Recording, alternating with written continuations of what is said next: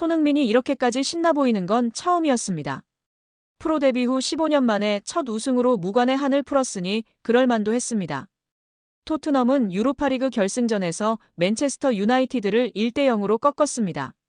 전반 42분 파페사르가 왼쪽에서 올린 크로스를 문전 쇄도한 브레넌 존슨이 발로 건드렸고 맨유 수비수 루크 쇼 몸에 맞고 굴절되면서 골로 연결했습니다.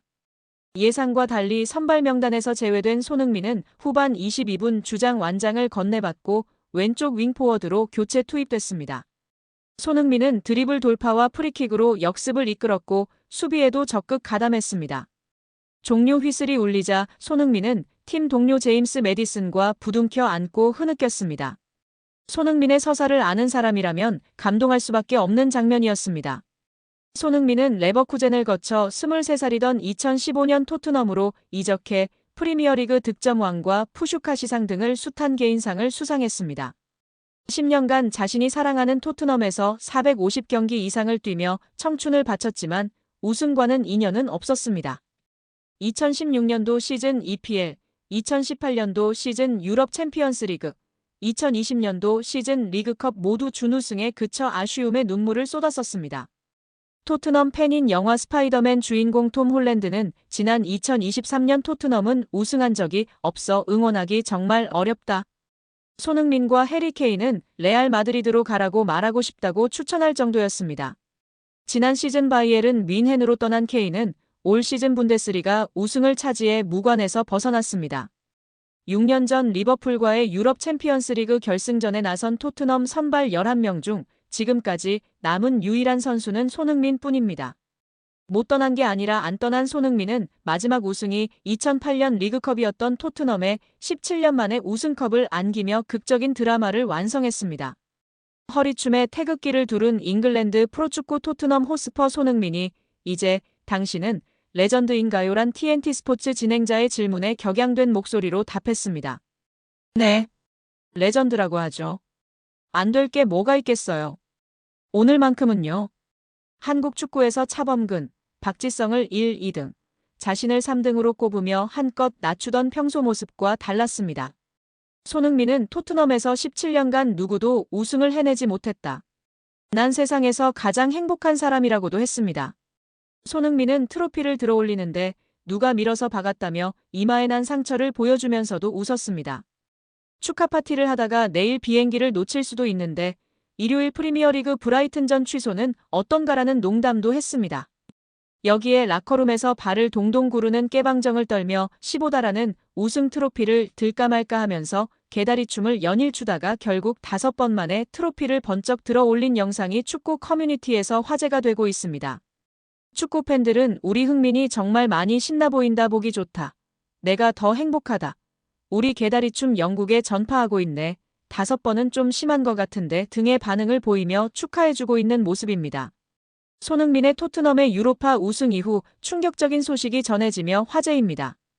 바로 손흥민의 조기 은퇴나 타리그 이적을 고려 중이라는 소문이 돌기 시작한 것인데요. 팬들의 불안이 커지는 가운데 토트넘 회장 다니엘 레비는 구단 역사상 최고 대우의 계약을 제시했지만 손흥민은 이를 공손히 거절하며 이미 결정을 내렸다고 밝히며 파장입니다. 이 발표는 토트넘은 물론 영국 전역에 큰 파장을 일으켰고 그의 차기 행선지를 두고 다양한 추측이 이어지고 있습니다. 레비 회장은 손흥민을 향후 20년간 팀에 남기겠다고 선언했지만 이는 팬들에게 그를 억류하려는 시도로 비춰졌습니다.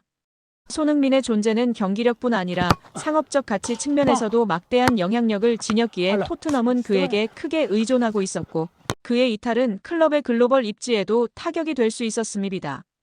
토트넘은 프리시즌 투어와 관련한 수익을 통해 손흥민 효과를 톡톡히 누리고 있었고 이에 레비는 태도를 바꿔 장기 계약을 제안했으나 손흥민은 확답을 미루며 더 많은 시간을 필요로 한다고 전했습니다. 이 과정에서 팬들과 전문가들은 레비의 진정성을 의심했고 단순히 상업적 이익만을 위한 행보가 아니냐는 비판도 나오며 갑론을박이 벌어지고 있습니다. 한편 맨체스터 시티의 과르디올라 감독은 손흥민의 이적 가능성에 관심을 보이며 토트넘의 투자 부족으로 인해 그가 우승에서 멀어지고 있다고 평가했습니다. 손흥민은 계속해서 공격과 수비를 모두 감당해야 하는 현실에 지쳐 있었고 이는 이적을 고려하는 주요 이유 중 하나로 지목되었는데요. 손흥민의 향후 결정은 토트넘의 미래와 팀 방향성에 중대한 영향을 미칠 것으로 보이며 팬들과 축구계는 그의 선택을 주목하고 있습니다. 우리 구독자 여러분들의 생각은 어떠신가요? 팬들의 반응은 둘로 나뉘고 있는데요. 한편에선 해당 여성과 성관계를 가진 것은 사실 아닌가? 떳떳했다면 왜 3억 원을 줬을까? 라는 의문이 제기되고 있습니다. 반면 손흥민도 다 큰 성인인데 이성교제를 할 수 있다, 사생활 영역이다, 협박범을 비난해야 한다라고 두둔하는 의견도 있다. 남성 위주 커뮤니티와 여성 커뮤니티에서의 반응도 극과 극으로 갈리고 있는 상황입니다. 현재 손흥민 측은 명백한 피해 상황이고 어떠한 선처도 없다며 초음파 사진 등은 조작됐다고 주장하고 있습니다. 그간 바른 생활 사나이 이미지에 흠집이 난 손흥민이 이 곤경을 어떻게 빠져나올지 관심이 모아지고 있습니다.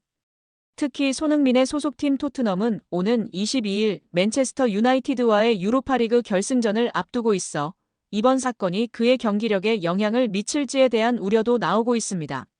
손흥민 선수는 프로 무대에서 쌓아온 명예와 이미지를 지키기 위해 소속사와 발 빠르게 대응했는데요. 이제 남은 것은 법원의 판단과 최종 형량입니다.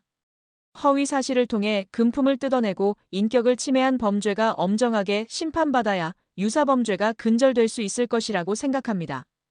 이번 사건은 유명인이라 할지라도 철저한 보안과 신속한 법적 대응이 절실히 필요하다는 경각심을 우리 모두에게 일깨워주지 않았나 생각합니다. 여러분은 이번 손흥민 협박 사건에 대해 어떻게 생각하시나요? 손흥민 측은 진술서에서 지난해 5월 23일 북중미 월드컵 2차 지역 예선 준비를 위해 한국에 입국했습니다. 당시 양 씨와 손흥민은 교제를 이어오던 중이었는데 5월 31일부터 다음 날까지 양 씨와 만남을 가졌다고 합니다. 6월 2일 원정 경기가 열리는 싱가포르로 떠나기 전날까지 양 씨와 만난 걸 인정한 것인데요. 이때만 해도 두 사람의 관계는 좋았던 거로 보입니다. 이를 뒷받침할 근거는 언론 보도에서 찾아볼 수 있습니다. 당시 복수의 언론은 손흥민이 공항에서 출국하는 모습을 담아 팬들에게 전달했습니다. 이때 손흥민 왼쪽 손가락에 반지를 낀 모습이 포착됐습니다. 문제는 약 한 달쯤 지나 발생하였습니다. 손흥민 측은 한 달 뒤쯤 양 씨가 임신 사실을 알렸다며 이에 손흥민은 양 씨에게 대화를 제안했지만 양 씨 측은 금전을 요구한 채 만남은 거절했다고 밝혔습니다. 이 과정에서 양 씨는 손흥민의 아이를 임신했다면서 태아 초음파 사진을 보냈고 이후 손흥민으로부터 3억 원을 뜯어냈습니다. 손흥민 측은 양 씨의 허위사실 유포가 선수와 팀에 부정적인 영향을 미칠 것을 우려해 공갈, 협박에 응할 수밖에 없었다고 밝혔습니다. 양 씨는 3억 원을 받은 후 외부에 밝히지 않겠다는 취지의 각서도 작성한 것으로 알려졌습니다. 양 씨가 손흥민에게서만 돈을 받게 된 건 아버지일 가능성이 있는 두 남성에게 모두 연락했으나 손흥민만이 양 씨의 말을 들어준 것으로 전해졌습니다. 양 씨는 실제 임신 중절 수술을 받았고 초음파 사진 역시 양 씨의 것으로 확인됐습니다. 이에 손흥민의 아이가 아니냐는 주장이 제기됐지만 임신한 양 씨도 아이 아빠가 누군지 모릅니다. 앞선 20일 연예 매체 디스패치는 양 씨와 공갈 미수 혐의를 받는 40대 남성 용 씨의 대화 내용을 공개했는데요. 공개된 대화 내용에 따르면 용 씨가 근데 너 누구 애인지 정확히 알아? 라고 묻자 양 씨는 누구 애인지 제가 어떻게 알아요? 라고 답했습니다. 이에 용 씨는 그럼 2번한테만 가든가 1번한테만 가든가 한 명한테만 갔어야지라고 말했습니다. 여기서 말하는 1번은 양 씨가 손흥민과 같은 기간의 관계를 맺은 사업가 남성으로 2번은 손흥민입니다. 손흥민은 양 씨가 자신을 만나던 시기 동시에 다른 남성도 만난 것을 모르고 있다가 양 씨와 사이가 틀어진 용 씨를 통해 알게 됐다고 매체는 전했습니다. 이런 일이 있은 후 용 씨는 양 씨와 지난 3월 손흥민 측에 언론에 임신 사실을 폭로하겠다며 또다시 7천만 원을 요구했다가 결국 공갈 미수 등의 혐의로 구속됐습니다. 한편 경찰은 진술서를 낸 손흥민을 상대로 대면 조사를 할 계획은 없는 걸로 전해졌습니다. 한국 축구에서 학명으로 가장 두드러진 인물이 바로 지금 이 시끄러운 와중에 축구 대표팀 감독을 맡은 홍명보 감독입니다. 박종환 감독이 대표팀을 이끌던 1995년 한국팀은 코리아컵 준결승전에서 예선에서 쉽게 승리했던 잠비아에 패했습니다. 그런데 이 경기 전날 박 감독의 억압적이고 비인격적 훈련에 불만을 품고 있던 홍명보, 황선홍 등 주전 선수들이 경기 전날 술집에서 대취할 정도로 술을 마신 사실이 언론에 보도가 돼 난리가 났습니다. 그래서 홍명보 선수 등은 징계 위기에 처했는데 이들은 그 제보자로 박 감독을 꼽았고 언젠가 안 갚음하리라 맹세했다고 합니다. 다음해 아시안컵 8강대 이란전에서 한국은 6대2로 참패하였습니다. 유례를 찾기 힘든 처참한 패배입니다. 특히 전반에 2대1로 앞서고 있었는데 휴식 시간 라커룸에서 무슨 일이 있었는지 후반에만 연속으로 5골을 먹은 것입니다. 당사자들은 부인하지만 이 사건은 축구계뿐 아니라 축구팬들도 의혹을 거두지 않고 있습니다. 박 감독은 결국 감독에서 물러났고 당시를 회상하며 자살까지도 생각했을 만큼 개인적으로도 충격이 컸다고 했습니다. 한국이 참패를 당하자 국내 언론들은 11회를 이끌고 있는 홍명보가 태업을 이끌었다. 박종환 감독을 끌어내리기 위해 선수들이 태업을 했다라는 등의 뒷말들이 나돌기는 했지만 끝내 참패 원인의 진실은 밝혀지지 않았습니다. 당시 한 언론은 홍명보 선수가 과학적이고 체계적으로 지도하는 감독을 원한다며 스파르타식 훈련을 고집하는 박종환 감독에게 노골적인 반기를 들었지만 누구보다도 체계적으로 지도했던 아나톨리 비쇼베츠 전 감독에게도 노골적인 불만을 터뜨렸다고 전했습니다. 조중현 당시 KBS 해설위원조차 홍명보가 선수로서의 본분을 망각한 것 같다. 옛날에는 감독의 그림자도 밟지 않았는데 어쩌다 이 지경이 됐는지 모르겠다고 개탄했다고 합니다.